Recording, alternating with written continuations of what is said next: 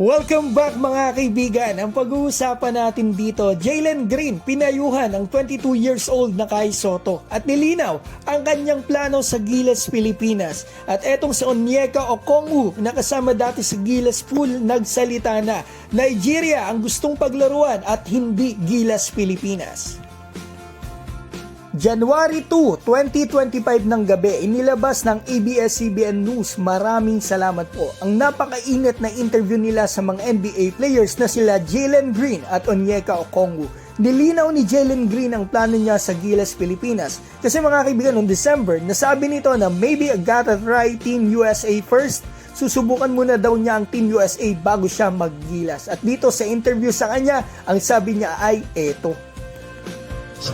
No, I want to accomplish playing and winning a gold medal with USA first. There's no consideration. I want to play for the States first, and then if not, I'll go play for Gilas.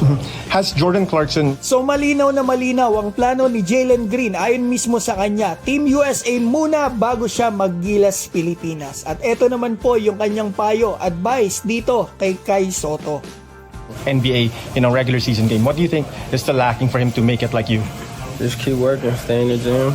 I mean, he has all the tools to be a really good player, so, just keep your head down. And, some journeys take longer than others, so just continue to fight it out. When you played with... Just keep working, stay in the gym. I mean, he has all the tools to be a really good player. So just keep your head down. Some journeys take longer than the others. Just continue fight it out. Ika ni Jalen Green. Madami talagang ganyan mga kaibigan, yung matagal bago nakapasok dito sa NBA.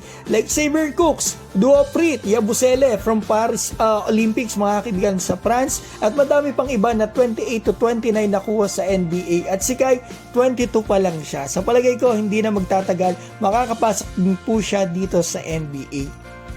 So ngayon, punta na po tayo kay Onyeka Okongwu at Gilas Pilipinas. Diba nag-viral po ito noon nang mapasama ito sa Gilas Pool natin. So eto, sa kanya na mismo nagmula, nagsalita na ito about dito sa Gilas Pilipinas, naturalization niya. Maybe I probably said something about it, but I'm trying to. If I'm gonna play anywhere nationally, it's gonna be from Team Nigeria. It has to be things. It's kind of bleak. No, I'll probably said something about it. Definitely. Cause I got a lot of love for my old coaches who asked about it, but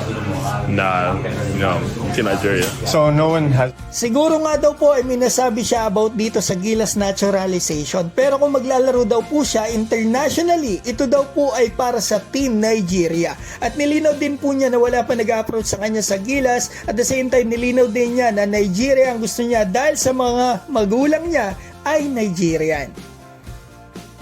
So yan mga kaibigan, ang balita natin. Alam ko po marami kayong gustong sabihin. I-comment nyo na po sa baba at babatiin ko lamang po si Crisanto Ferraro, Ronman, Alay Vilosino, Esor Dale, Lisel Lutarino, Marcus TV, Dennis Golosino ng CDO, Ruel Manuel, Christopher Moso, Edward at Ramil Clemente. Mga kaibigan, maraming salamat po sa inyo.